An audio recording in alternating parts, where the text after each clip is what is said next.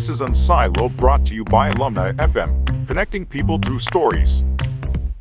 Hi, welcome to Unsiloed. This is Greg LaBlanc, and I'm here with Kevin Werbach, who is he's a professor at the Wharton School, and also the author of this book right here, Blockchain and the New Architecture of Trust, which came out, I guess, like 3 years ago now, or 2.5 years ago or so. And also, you wrote a while back this one with Dan Hunter, For the Win, Power of Gamification, Game Thinking, etc. So lots of fascinating subject. And as a law professor in a business school, I think you have a unique position and a unique perspective. And so, I think we'll talk about this. Today, by the way, is the day in which Coinbase went public. So, a lot of hype around cryptocurrencies at the moment. But I think where I want to start is I want to look at these two quotes that you reference in the book. One by Satoshi Nakamoto in the 2008 white paper, where he says that he has invented, or they have invented, a system for the electronic it's electronic transmission of value without trust, right? But Nick Szabo, who is another kind of leading thinker in this field, and the sort of coined the term smart contracts, he says there's no such thing as a fully trustless institution or technology. And I think what you're pointing out is that this word trust is something that is not very well understood. And I think a lawyer is probably in a good position to talk about it. So how do you reconcile those quotes? And what do you mean? What do we mean when we talk about trust? Yeah, trust is one of those concepts that everyone thinks that they understand. They use the term a lot, but they never really stop to ponder what exactly it means. And just to be clear, with all due respect, I think Satoshi Nakamoto was wrong. He or she or they did an incredibly impressive thing in creating Bitcoin and bringing together a variety of different techniques to create the foundations of this amazing blockchain economy that we're building. But the idea that we can get rid of trust entirely is not only wrong, it's really dangerous and misleading, because we want trust. We want transactions to be trusted. We want people to feel confidence that what they're doing is not going to lead to them being attacked or their money being stolen or someone else having too much power. Trust, as I talk about in the book, basically boils down to confident vulnerability. You are vulnerable, right? If I hold a gun to your head, that I'm not trusting you that you're going to do what I say. In fact, it's because I don't trust you that I feel like I need the gun. Trust is with some level of uncertainty, some vulnerability. I may get hurt, and yet I'm still willing to go forward. So trust is really at the heart of a functional society. It's very much at the heart of the financial system. Money itself is basically just concentrated trust. That's ultimately what makes money worth something. And so studying what it takes to create cryptocurrencies that function as money, or more broadly, cryptocurrency networks and blockchain systems and tokens that represent value in lots of ways, not just for financial transactions. Studying that is actually a tremendously valuable window into the nature of trust. And so that's a story that I really unpack in the book. Now, before Larry Lessig wrote his book, with code and law, people in the legal community, I've been teaching law and economics for a bunch of decades, and we would talk about kind of legal contracts, versus kind of self-enforcing contracts, or using the legal system versus using some kind of non-legal mechanism for the enforcement of agreements. And, so we've always kind of thought in terms of these dichotomies, but I think you offer a little bit of a richer perspective on different ways that we can put ourselves into this position of confident vulnerability. You talk about kind of, peer-to-peer systems of trust versus, the kind of Leviathan view of trust versus kind of a centralized form of trust. Could you elaborate on those structures? How do those structures fit in with the other frameworks that we have for understanding cooperation? Sure. So we start with this notion that there needs to be some reason that you're confident despite the vulnerability. All right. Well, why would you trust someone or something or some process? Well, one way you would trust is that if you have a relationship, I might trust my family. I might trust my close friends. If I'm in a small village, hundreds of years ago, I might trust everyone that I interact with because it's all a web of personal, longstanding relationships. So that's peer-to-peer trust. And that still exists today. It's really powerful. We actually see it in some of the law and economics work, including some of the sophisticated Nobel Prize winning work on contract theory and things like relational contracts, comes down to the fact that, well, you may have two big companies, but you can't just look at the formal terms of the contracts that they write. The relationship, even then, can mean something. So that trust still exists, but it's limited. It's peer-to-peer. It's not transitive. So if I trust you, you may have a friend or a business partner that I don't trust at all, and I shouldn't trust at all. And in a large industrial society, what we need is ways to have trust that goes beyond peer-to-peer. So that's the first one. The second one is what I call Leviathan. It's hearkening back to the philosopher Thomas Hobbes. But that basically is the traditional kind of legal trust with government as a backstop. So Hobbes' point was, well, why would anyone sign a contract?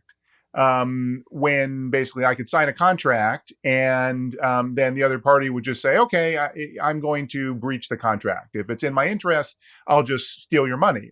And then I have no choice typically other than to have to use force or violence. That's the only way I can get them to comply. And Hobbes said, well, no, the alternative was society, civilization. We agree to give up some of our freedom. In Hobbes' terms, we give the state, the government, a monopoly on the violence. The state can enforce the law all the way up to federal marshals in the United States coming in and hauling you away to jail. It has that power. And the point of that power is not to empower the state. The point of that power is to empower private actors. That's why I'm going to agree to a contract with you. Because if you breach the contract, I'm confident I can sue you in court. And so I don't need to hire the goons with the baseball bats to break your knees. We actually will trust each other and enter into a relationship, hoping, and most of the time, we don't ever have to go through the legal system. The problem, though, is the legal system's got to work, and there's all kinds of ways it's inefficient, it's biased, it's expensive, it's slow. It's problematic. It only works in one jurisdiction and so forth. So we need something more than the legal system. The third kind of trust I call intermediary trust, and that's the trust in networks. Why does everyone give all their data to Facebook? It's because Facebook facilitates this amazingly vast and powerful social network. And we don't have to trust all 2 billion people who are on that network. We just have Facebook as the intermediary. And today we all appreciate that even though that's all really powerful and important, that intermediary trust is a significant thing, it gives that intermediary a tremendous amount of authority and control and power that it can and will often exploit to our detriment. So those are the traditional forms of trust. They're all important, but all of them have this limitation that there's some dependency on some central actor. And the basic insight of the book, or at least one of them, is that blockchain is a fourth kind of trust. It is a new architecture of trust, not the absence of trust. But it's a different kind of trust that in some way lets you trust in the whole, trust in the outcome, without having to trust any specific actor. I don't have to trust you that I give you my money and you're not going to run away with it. So I don't have to trust, for example, a miner that is verifying my transaction on the Bitcoin blockchain. I can still trust the blockchain as a whole. Right. And before we jump into that, just thinking about these different types of trust, I mean, are they, I think we often think of them as substitutes, but aren't they also kind of complements in the sense that there's been a lot of empirical work to see, how much people trust in different societies. And it seems like, there's more peer-to-peer trust in a society where you have a strong, solid kind of legal backstop, right? Where you have good, solid rule of law. And, when we think about a centralized trust like Facebook or, Bank of America, one of the reasons why we trust those entities is because, they're not judgment proof, right? We know that they have a big pile of, pile of honey somewhere that we can go after in the event that they, violate our trust. So to what extent are the different kind of systems of trust substitutes, and to what extent are they complements? And I guess this will lead us into the question about this new architecture of trust. Yeah, absolutely. That's a very important insight. They're not necessarily all substitutes. As you say, how much they one or the other is relevant depends a lot on context. And context might be, is this a community that knows each other and works together? Or are we talking about a large diversified corporation? Are we talking about in a country like the United States, or a country like India, or a country like China? Lots of different contexts that will make one or the other of the trust architectures the one that's most salient. But you're absolutely right. It's not that we have to choose one or the other. And that's really a critical point with blockchain. To get back to the first question that you asked, someone like Nick Szabo says, well, we can't make trust go away, but Szabo is a libertarian, and Szabo's view is the trust based on government, the Leviathan trust I talked about, that's bad. Because we don't want to give up power to government. What's good about blockchain type systems is it's a different kind of trust. You're trusting in the technology, the code, the math, the cryptography. And then that's an alternative. He really sees them as substitutes. And I push back a lot on that view as well. And in fact, I'm sure we'll get to, one of the other big points of the book is that regulation, governance, law, these are not opposed to the kind of cryptographic decentralized trust that blockchain enables. In fact, having good systems of law, regulation, and governance is necessary to realize the full potential of the technology.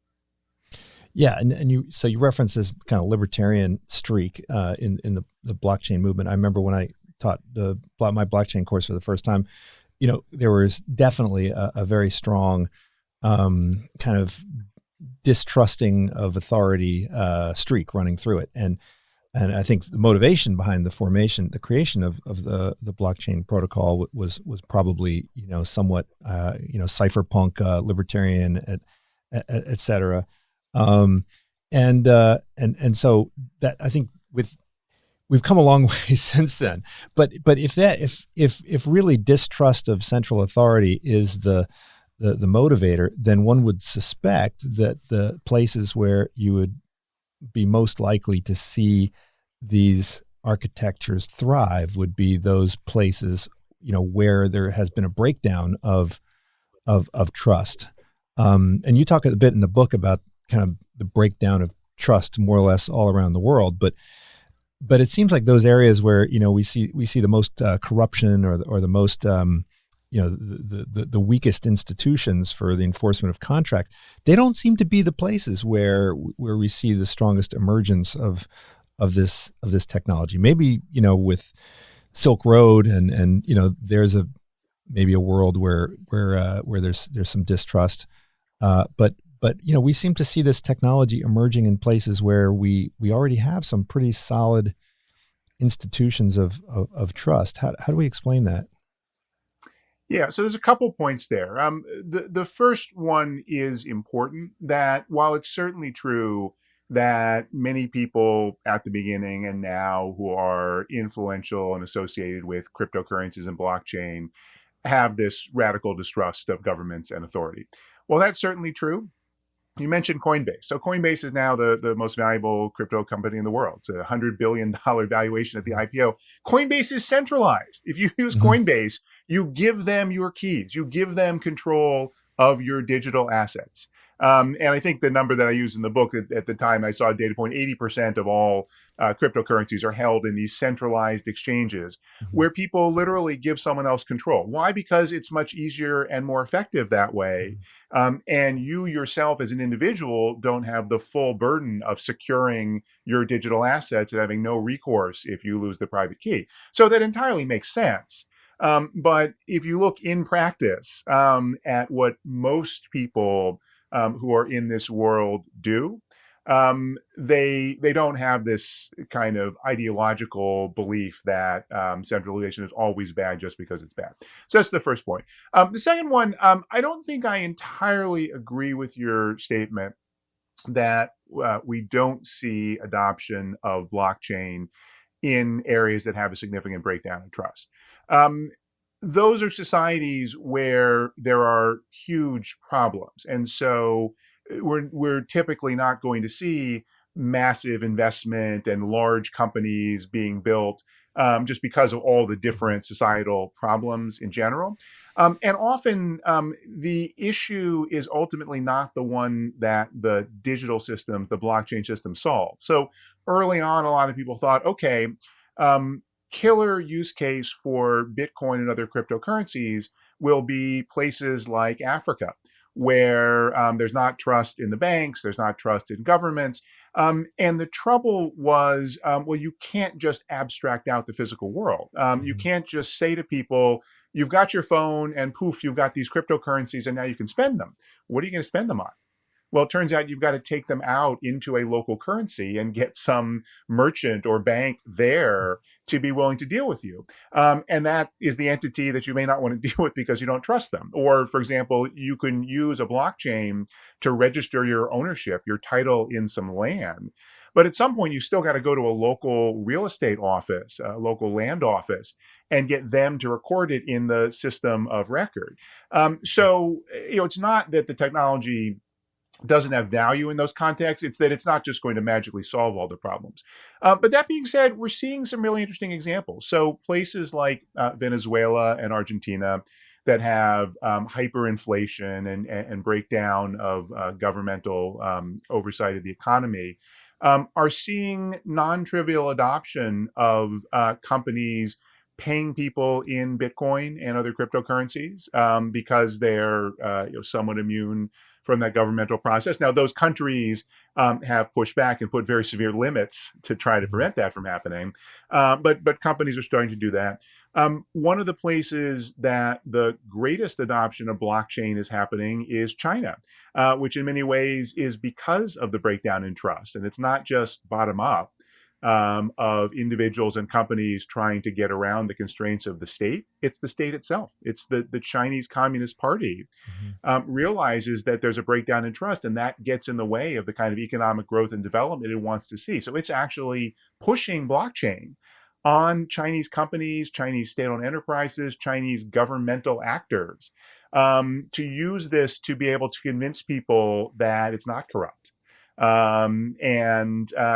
I think it's a more complicated story than that. Going back to what we talked about before, you need these different kinds of trust interacting to really get the fullest adoption.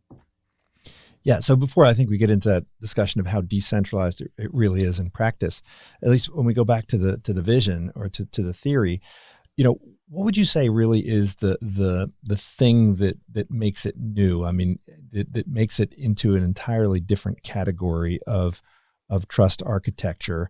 Because I think a skeptic might say, well, we've had self-enforcing contract mechanisms in place, right? We've used technology as a tool for, I mean, maybe not this type of technology, but we've used other types of technology to try and, at least increase the likelihood of self-enforcing agreements.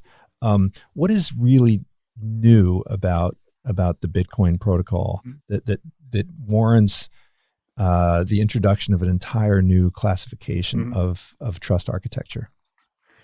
Yeah, well, so at some level, nothing is new.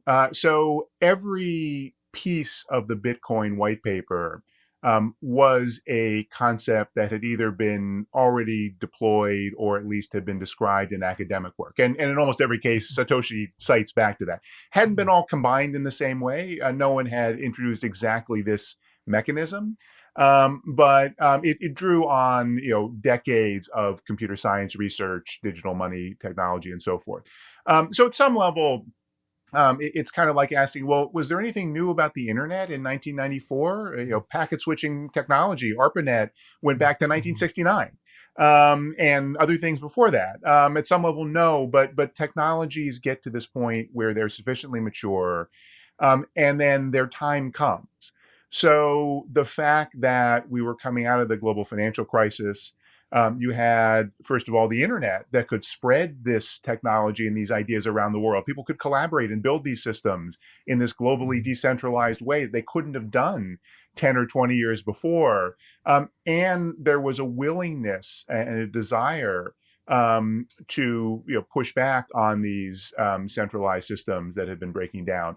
So all of that was really instrumental in the success of it. That being said, though, I would say, there is something fundamentally new in trying to create a system where, as much as possible, there is no central dependency.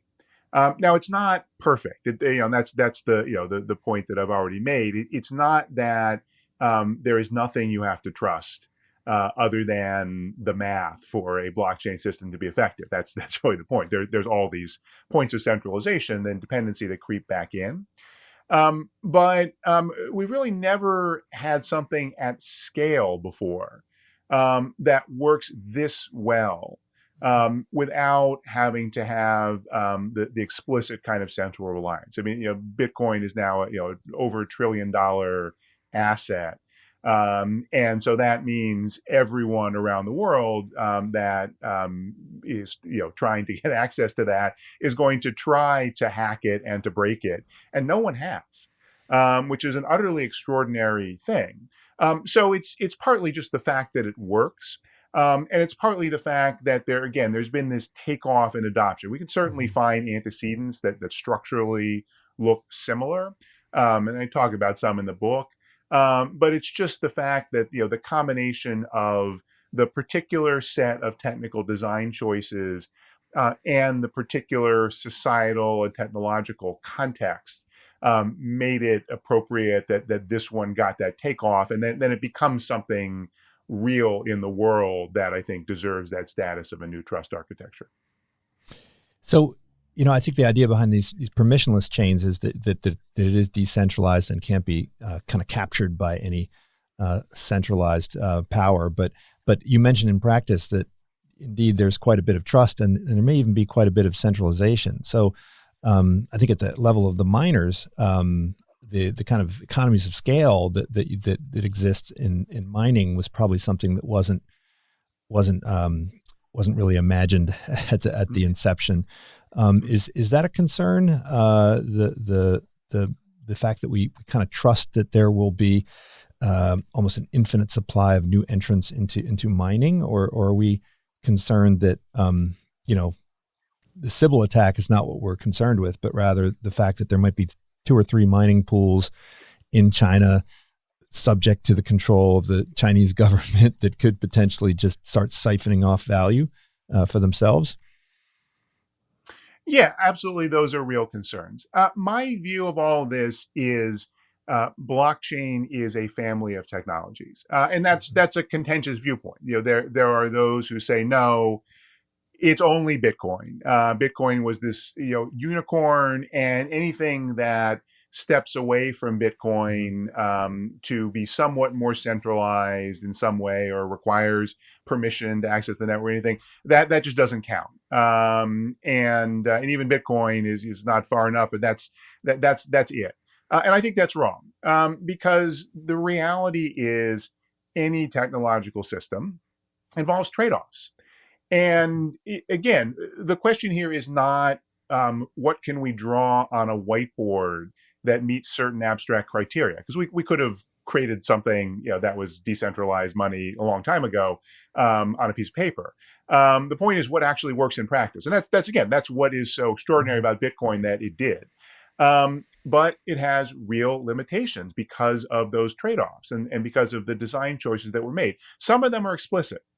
So Bitcoin is designed to be so decentralized that it basically can't evolve, other than some very limited kinds of changes. The Bitcoin network cannot be designed to scale dramatically. Now there's efforts to create these layer 2 networks on top of it and so forth. But it can't keep up with the demand, basically. And that's intentional, that in order to upgrade the Bitcoin network, there has to be basically a majority of miners who agree to a fork to run updated software. And that's almost impossible for anything significant. All right, well, that's a choice. Other things were not choices. They were just accidents. So you're absolutely right. In 2008, Satoshi Nakamoto was talking about people mining on their laptops. And then very quickly, people started using GPUs and using special purpose chips and so forth, and mining rigs. And so the economics of mining today are radically different from what they were in the early years of Bitcoin, and that makes a big difference. So absolutely, and that's not something that was an explicit choice. That's just something that happened.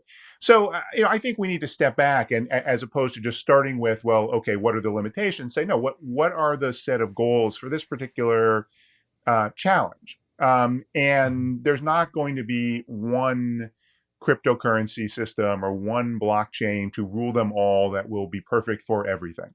Will there be 5? Will there be 5,000? Will there be 5? I don't know exactly what the number is. It won't be infinite, because there is value in centralization and aggregation. But the question is, what is the objective? And if the objective is to create money outside of the existing financial system, then that's one objective. If the objective is to create a store of value to replace gold, which is not exactly the same thing, that's one thing. If the goal is to create the foundations for a world computer that will replace the existing computing infrastructure of the internet with something decentralized, that's a different objective. And on and on and on. And so, what we need to do is actually, dig deeper into these questions. So yes, it's a real problem that so much of the mining is concentrated in places like China. Yes, it's a real problem that mining uses so much energy and is becoming a real serious concern in terms of climate change. But again, none of those things are, and therefore it's an inherent limitation of blockchain and cryptocurrency, and therefore it can't be solved. It's just, those are the issues that we need to dig into and then start asking, well, okay, what's the response? And then what do we have to give up? Because nothing comes for free. That's the important point. Satoshi didn't, create a perpetual motion machine. He just created something that seemingly magically worked in the real world at scale. But we've got to understand what he gave up in order to do that. So I think a more interesting issue that you raise and discuss quite a bit is about governance, and maybe the distinction between kind of rule enforcement and rule creation. And the story of the DAO. I mean, the DAO story in Ethereum, I think, is so emblematic of this, and it gives you an opportunity to talk a lot about governance. But I think it's also something that is not really well understood by participants in this community. That there has to be some process by which the rules of the system evolve over time. And that is ultimately going to be held by someone, and it could be a centralized group. It could be something a little more decentralized. And even if it's democratic, it still is going to have to delegate this authority to someone. Could you talk a bit about that story and the interesting issues that it raises for governance? And can you truly have a contract that allows you to waive whatever legal rights? I mean, I remember in corporate law, we learned, you can never waive fiduciary duties, no matter how detailed the contract is. The fiduciary duties are still going to be there. Should we be looking at, Vitalik as being a fiduciary? You talk about information fiduciaries. I mean, a lot of questions. I think I've piled them on top of one another, but maybe recount the DAO story and the issues that it raises. Yeah. So the DAO, it stands for Decentralized Autonomous Organization, which is a general class of basically creating corporate-like structures on the basis of smart contracts on blockchains. But the DAO tried to be the first one implementing this concept. It was a decentralized crowdfunding system launched in 2016 on Ethereum. And so the idea was you would contribute Ether and you'd get these DAO tokens and they would give you voting rights. And then projects would propose projects for funding. That would be things related to the Ethereum ecosystem. And people with the tokens would vote, and money in the form of Ether and tokens would go to the projects that won. And then when those projects were successful, they would pay back the token holders and so forth. That was the idea. Now, just as a legal matter, it sounds an awful Yes. lot like a partnership right there, right? I mean, Yeah, so in a way. the SEC at the end of the day said it was an unincorporated association, which in the law it sort of defaults to a partnership. The question is, who were the partners?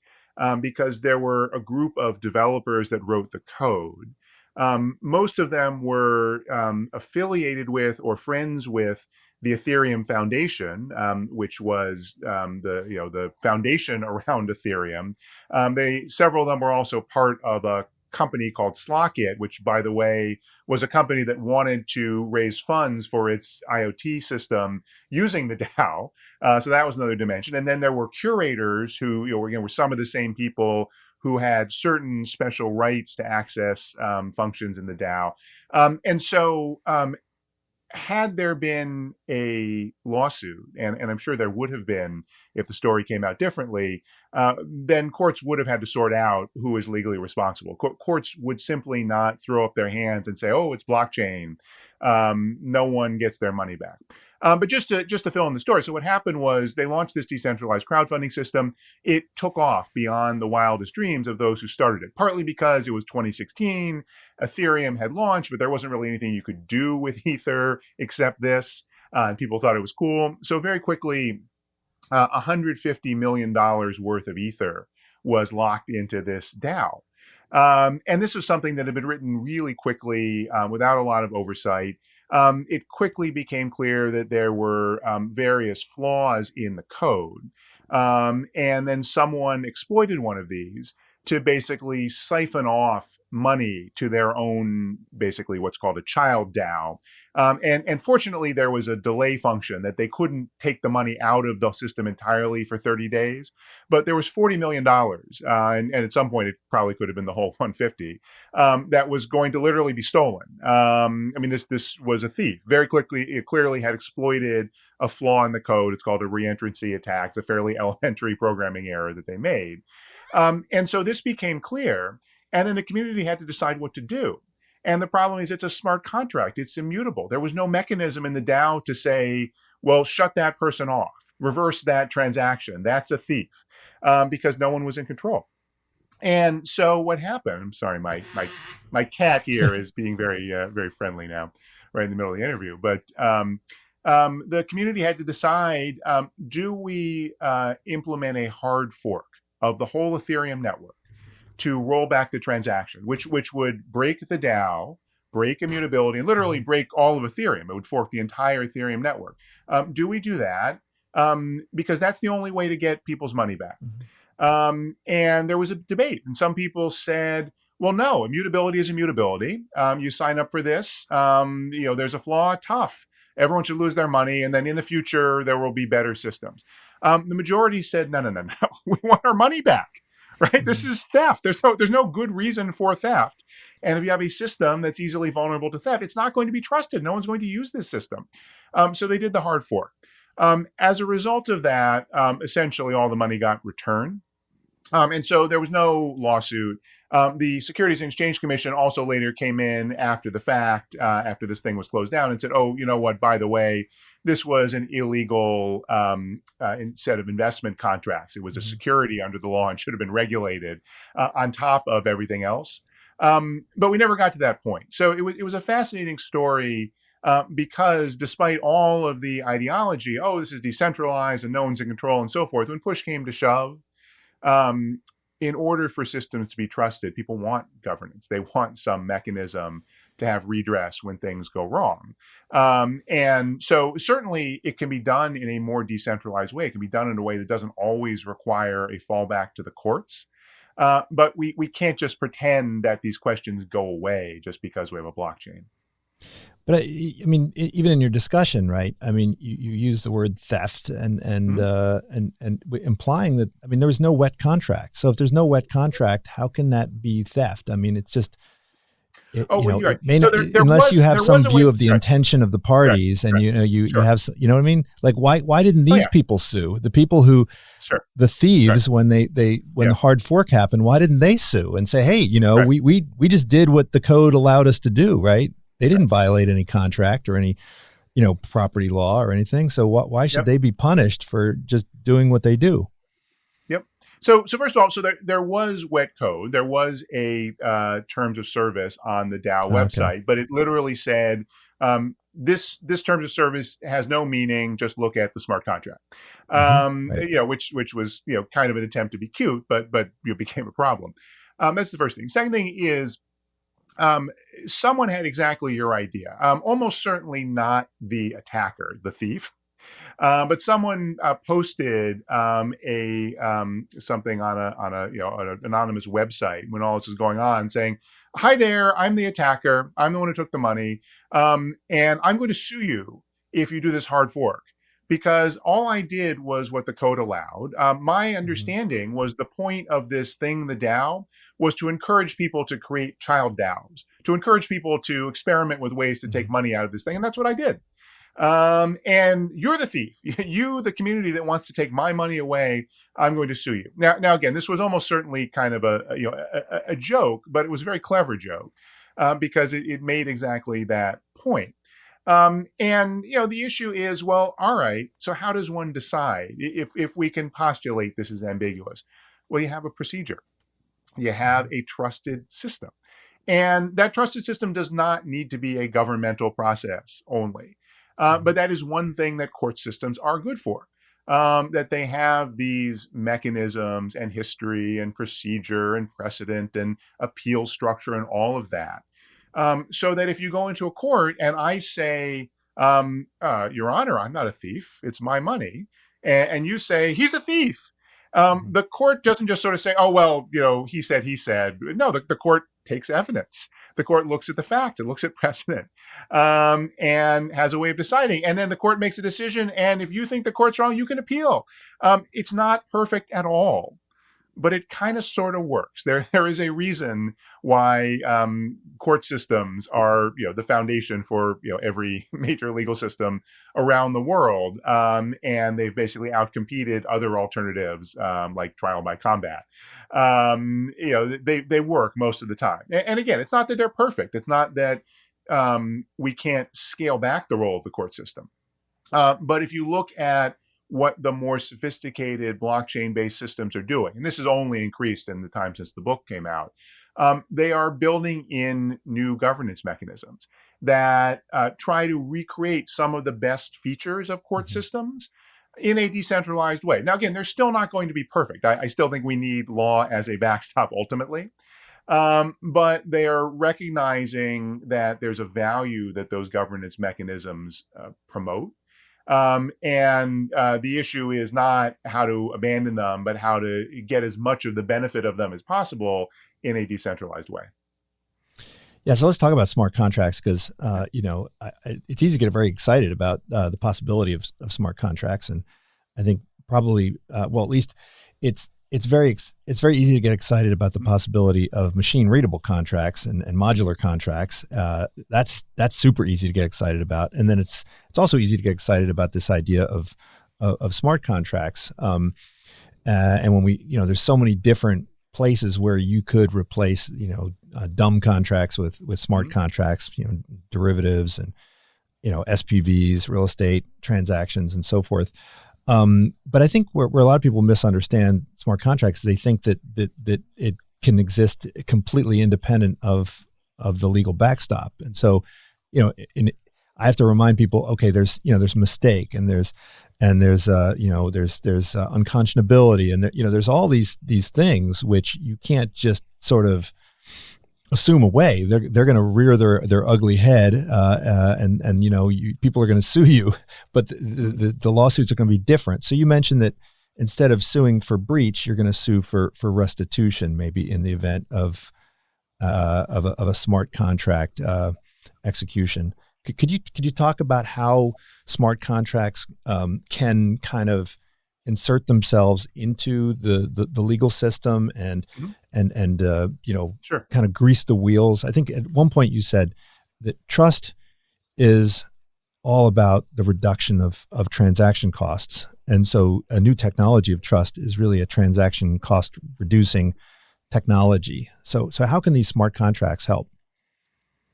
Yeah. So, I went to law school, and the first day of law school, I had contracts with the late great Phil Arita at Harvard, who was, if anyone saw the old series, The Paper Chase, the famous Professor Kingsfield was an amalgam of Phil Arita and another professor named Arthur Miller at Harvard. So he was quite brilliant and quite terrifying, and an extraordinarily good teacher. And we started contract law with remedies. Right? What do you do in terms of how do you pay for damages in contract? Wait, why start with remedies, right? Contract law should start with what's a contract? How do you write a contract? How do you create a contract? It starts at what seems like the end. That's traditionally where you start in law school. Why? Because contract law is not about what you do when things go right. Okay. We enter into a contract, it's performed, we have a great relationship. You don't hire a lawyer. Okay. You hire a lawyer when something goes wrong. And the point of the lawsuit is then what do you do if someone breaches a contract? So that's really the essence of contract law. Contract law is about creating a remedy for a situation where things break down, and then everything flows from there. So it's backward looking, it's retrospective. The issue with a smart contract is that it goes the opposite way. The smart contract is what you code in at the beginning. The part at the end is just the code executes, period, full stop. It's not, and then if there's a breach, we go and fight with each other and go to a court. No, none of that exists. It's just the code executes. So all of the responsibility is up front. You've got to write into the contract everything that will ensure you are comfortable about the outcomes. The problem with that is that it would require what economists call complete contracts, a contract that perfectly anticipates every future state of the world. Another word for complete contracts is impossible contracts, because for anything that's of any interesting level of sophistication, humans have what's called bounded rationality. We can't anticipate every situation, and even sometimes if we can anticipate it, we can't write it down in machine understandable code. That explains exactly what happens in every scenario. So there are these limits with smart contracts. And so the issue is a smart contract can be very efficient. As you talked about, they build upon other kinds of automated and machine-based contracts. The real difference is the smart contract is fully executing and enforcing the agreement. In its own world, it's not, this is what goes through. And then you look back to is the master agreement, if this is a derivatives contract, to deal with what terms mean or to deal with what happens. No, none of that exists in the realm of the smart contract. It just executes. The problem is a situation like the DAO, where it just executes and everyone says, wait a minute, that's not right. That's not what we intended. That's not what we want. And if that's what we're going to get, we're going to just take our marbles and go home, right? It's not going to be trusted. So if the result of the smart contract process is to make people less willing to transact, less trusting, that's not a good result. The whole point of contracts in general, and the whole point of automated systems is to increase that efficiency, to reduce that friction in contracting, to let people more easily get what they want and organizations get what they want. So where that leads is a need to somehow create mechanisms on the back end of the smart contract. And going back to what I said before, what those are, how detailed they need to be, how much of the legal system they need to bring in, those are all trade-offs and design elements where there's no one right answer. But one set of mechanisms that now are getting very widely implemented are essentially putting in at the beginning anticipation of an arbitration system. So you can use a multi-sig agreement, one that, say, in the simplest version requires 2 of 3 private keys to execute, and say, all right, we got 2 parties, we each got 1 key, and we'll give a 3rd key to an arbitrator. And if there's a dispute, it takes 2 keys. And so what that means is if we agree, the two parties, then that's fine. We just put our keys. If we disagree, the arbitrator's key controls. And it could be 4 of 7 Mhm. or 11 of 19 or whatever. Any kind of mechanism could be put into place. It could be digital online. What the arbitrator could be an AI system, whatever. But we can build that into the smart contract itself. Now that's a governance, a law-like system, but built into the smart contract. The other thing that is increasingly being done is what's now usually being called a Ricardian contract. And the idea is you have two contracts. You've got the smart contract, the digital agreement, and then you've got the human written wet code, the legal agreement. And they basically point to each other. The legal contract says, go look at this smart contract at this address on the blockchain. That for whatever is not defined in this legal agreement, that will control. And the smart contract says, go look at this legal contract. Here is a hash of that legal contract, so you can be sure cryptographically that's the exact legal contract we intended. Go look at that if you need to go into court. And so this basically creates a hybrid where if there is a need for a fallback to the legal system, the parties said, yes, this is what we want to do. And that lets you deal with, for example, what if you're in different jurisdictions or things like that. But you don't have to fall back to the legal system, and it doesn't happen in this kind of chaotic way that we saw in the Dow case. But you could still infer the intent of the parties and other sorts of things from a smart contract, right? It would just mean that maybe the judge might require a translator or somebody to articulate what's going on. Yeah. So one thing about smart contracts is it's a broad category. So there are, so there is nothing that prevents a smart contract from being considered a legal contract, right? The law doesn't worry about formalities and technology. Contract is, a meeting of the minds of the parties and so forth, and that can be digital. However, you can code something as a smart contract, for example, that has no counterparty, where the contract just says, this happens to my Bitcoin or my Ether. Well, that's not a legal contract, right? Because you can't have a legal contract with the world. So there are things that are smart contracts that that sort of don't fit into the legal system, but most of the ones that we're talking about that have mutual obligations do. But yeah, absolutely. There is anytime there is a dispute, going to be a need to deal with some of these imprecise decisions. Intent is one of the imprecise decisions. And really the challenge is how much can we scale that back? It goes back to the point that you quoted about transaction costs. It's not that the legal system works well because we use it so much. The legal system works well in countries like the United States because most of the time companies don't go to court. Because it's just not efficient. It's costly and it's uncertain and so forth. So yeah, we want to look to how do we scale back or how do we use technology. So there are some situations where you can actually get a better result using the wisdom of the crowd, giving people using a prediction market and say, all right, we're going to have you have skin in the game. You're going to have a value based on your answers. If you get it right with the collective, we're going to use that to make decisions in a totally decentralized digital way. And I'm not saying that is the answer. That's always going to replace court systems, but that's a real thing that people are building on blockchain systems, and we're really early in this. So I'm very much open that there is significantly greater scope for these more decentralized systems to be used at scale in real world, serious business contexts. Absolutely. But we're just not quite there yet. Yeah. I mean, you talk about how oracles might work in the smart contract context, and you talk about computational courts. When I'm trying to explain oracles to some of my students, I analogize it to like LIBOR. But the funny thing is that LIBOR was hacked, right? Yeah. And yet no one was able to unravel these contracts. No one was able to go back and say, you know what, that was not an accurate depiction of what the banks charge their best customers. So, I want to get a refund of my mortgage, right? Like once the oracle is demonstrated to be, erroneous, it doesn't really mean that anybody has any recourse, right? Would that be different in this context? Yeah, well, except that regulators come in and assess fines and so forth. But yeah, the LIBOR one was a sort of large-scale collective manipulation. So oracles have been hacked too. There have been at least tens, probably hundreds of millions of dollars at this point that have been lost, mostly in these DeFi, decentralized finance protocols, where people have exploited the oracle because you need an oracle to figure out what the price of something is.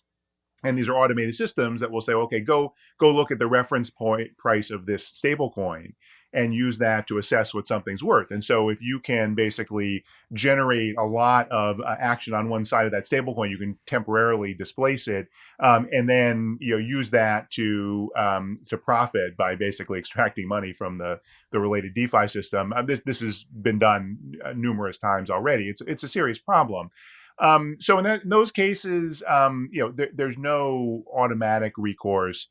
There are various ways that some of those projects have been able to get money back and identify who's causing the problems, but they're really imperfect. And so the oracle companies are hard at work on making their systems harder to exploit, making them more decentralized. Again, it's another one of these areas where necessity is the mother of invention. There's innovation improving the quality of the oracle systems.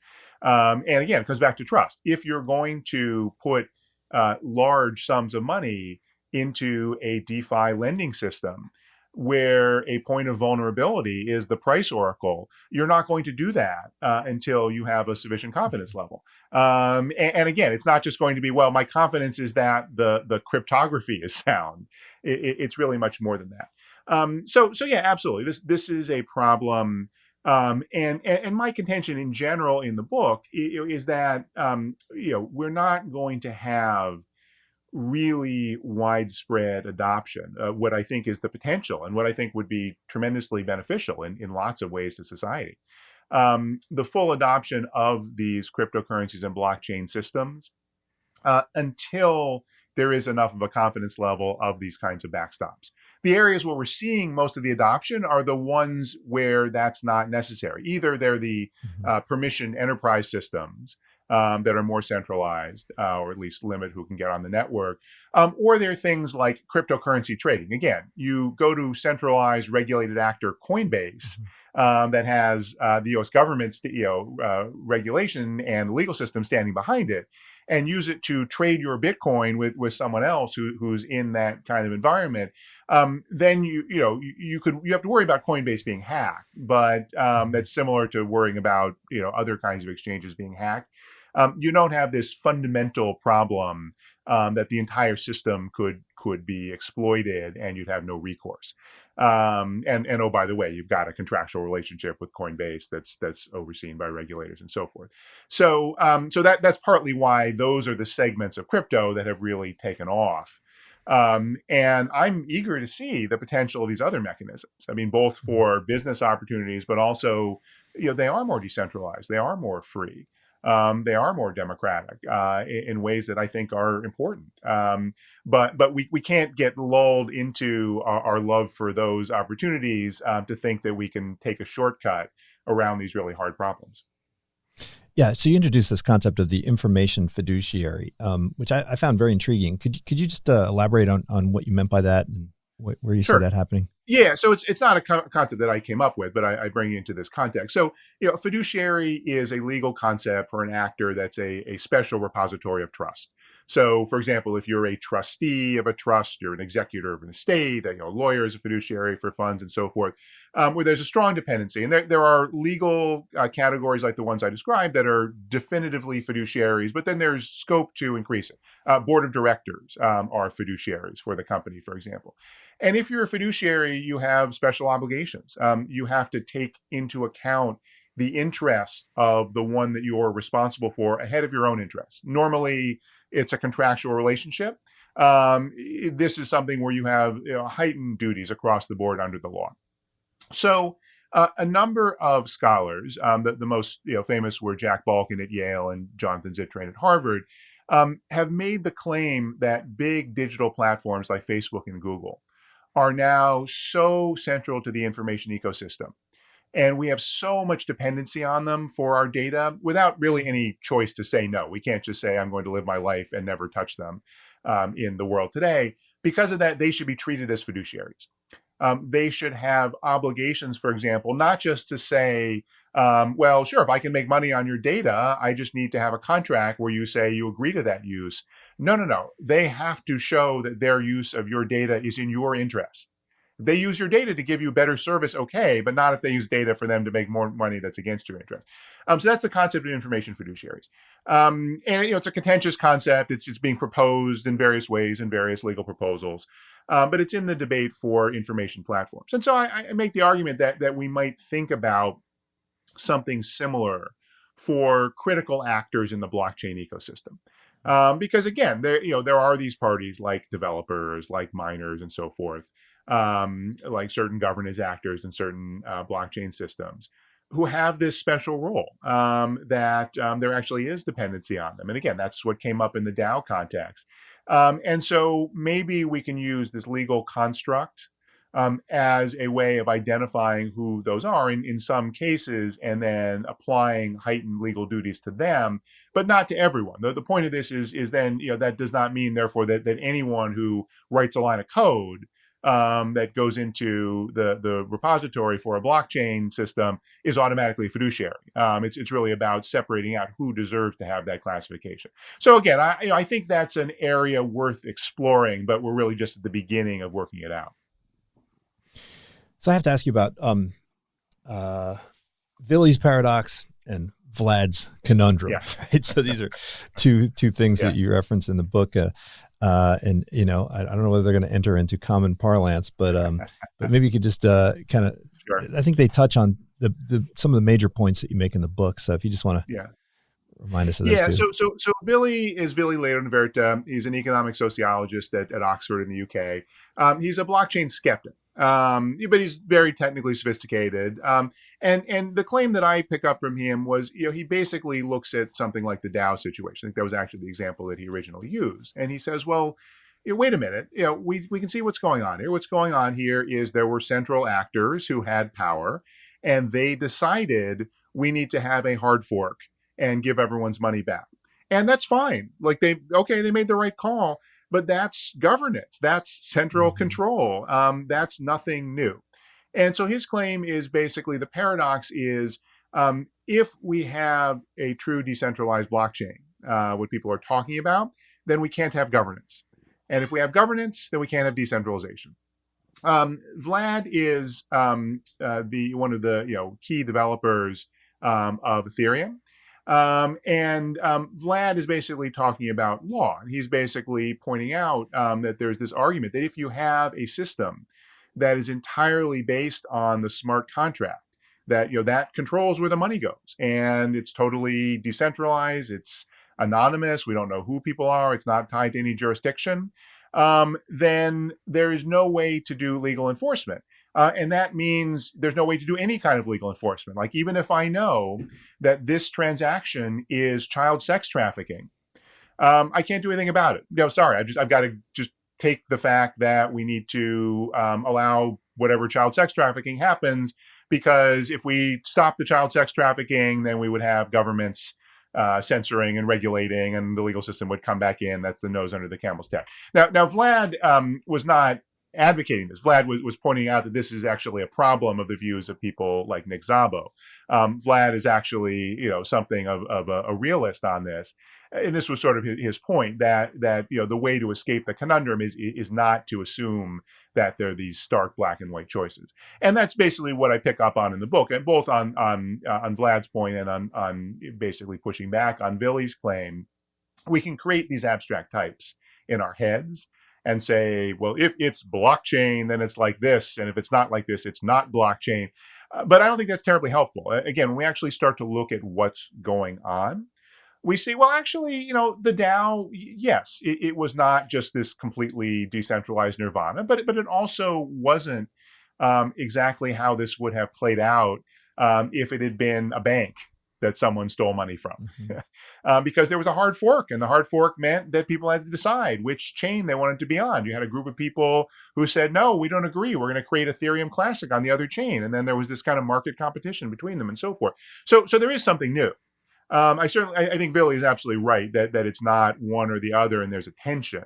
But I think there is something new and really important here. And the same thing with Vlad's point about the law, all of what I've been talking about. There are some really new, important, valuable, innovative things here.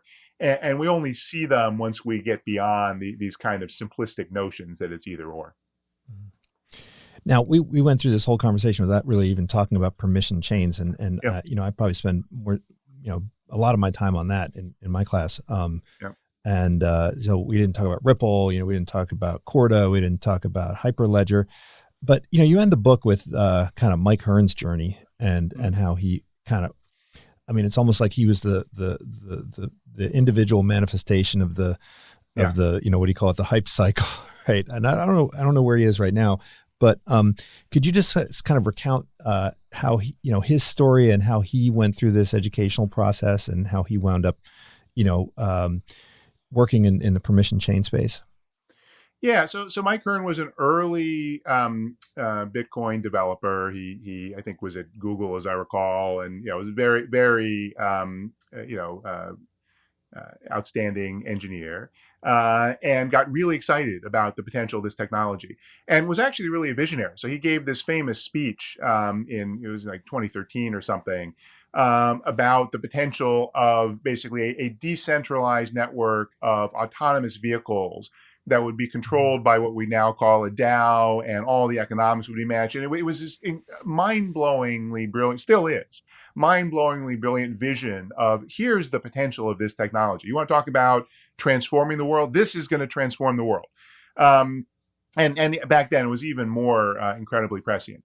So he was a real advocate of this decentralization. He got involved in the core development of Bitcoin. But then he started to see all these fights. So in particular, this scaling debate, where it became clear that Bitcoin had a very sharp limit on the number of transactions. And to be actually useful for payments or for most other things other than trading the Bitcoin itself, it was way, way too slow and way, way too costly. And you had this concentration of mining, all these problems. And so Mike was one of the group that said, well, we can address this. Here are some solutions to improve the protocol. And other developers said, well, no, that would involve breaking Bitcoin. It's Bitcoin. It's what Satoshi came up with. We can't do that. And there was these back and forth fight, knockdown, drag out fights, and eventually nothing happened. Basically, they couldn't agree to update the protocol.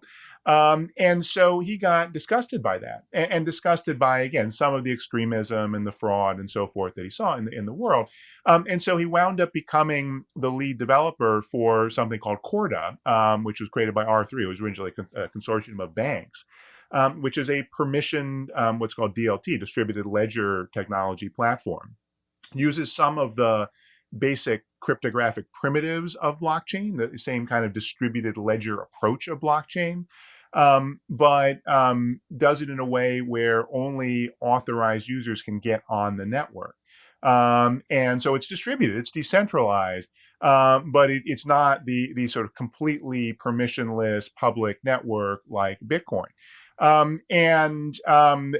This became this kind of alternate camp to the public chains. And again, I see this as another one of these false dichotomies, that people say, well, the people on the one side, the sort of public network side, say, well, none of that stuff is blockchain. That first of all, that's like intranets. It's just a temporary thing. It's not going to work because there's centralized control. Eventually, it's just going to get outcompeted by the decentralized networks. And then on the other side, you have people in the enterprise world who say, this Bitcoin stuff, okay, it was really interesting. It's a great toy, but you know what? It's only going to be used for money laundering and theft and fraud and doesn't scale. And really, if you actually want to see blockchain work in the real world, you need a permission network. Again, I think both of those are too oversimplified. We're seeing lots of elements of convergence already today, because there is a fundamental value of the security model of Bitcoin, which is that the more participation in the network, the more secure it gets. So as it scales, it actually gets better at security. That's a really amazing thing. You don't get that unless you have a really decentralized network. On the other hand, there's big limitations. And again, if you want to do something that really involves large scale transaction processing, which is true even if you're doing an application as opposed to a purely financial system, it's just not going to work. And you have this problem of no recourse when things go wrong and so forth. So we're seeing hybrids is really what you're saying. And so Mike Kern's journey was an example. And then when he went to Corda, and all these people saying, oh, that Mike Kern guy, he didn't know what he was talking about. He doesn't appreciate the potential of this technology. And I said, what do you mean? He understood the potential better than anyone. And so again, this comes back to this central point that I keep trying to make. That this is about accomplishing things. This is about using technology to solve problems and to change the world. And we can start with, again, what's our perfect ideological model on either side, or we can start with, let's look at what's out there and see what it does well and what it does poorly, and how to fix it and make it better. And that's actually what excites me still about this space. And there've been obviously these ups and downs of the market. The times, frankly, when there was actually the worst activity in the market were the times where I was most excited. Because, some people went home. Some people said, okay, if I'm not going to, have this incredible bubble, I'm not interested. But a lot of people didn't. And a lot of big companies didn't. And a lot of, some of those brilliant engineers in the world could work on anything, could make a lot of money at Google or Facebook.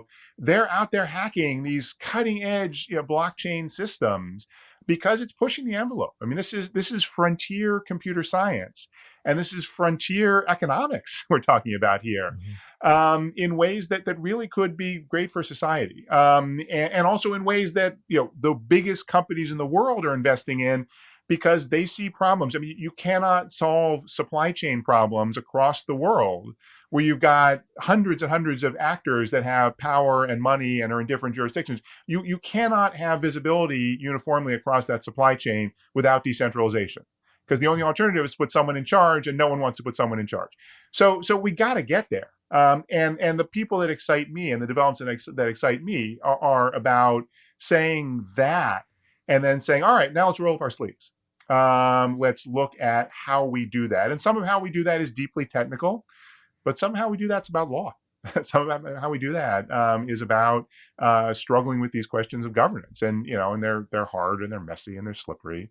But hey, I'm a lawyer, so I think they're fun, and I think they're important. Well, Kevin, I think we could talk for a lot longer, and it was great to talk to you again, and hopefully I'll speak to you again soon. But this book, really great job of kind of talking about the key issues, right, which span not just technology and business, but also law, blockchain, and the new architecture of trust. Kevin Werbach, great speaking to you. Let's talk again soon. This is Unsiloed, brought to you by Alumni FM, connecting people through stories.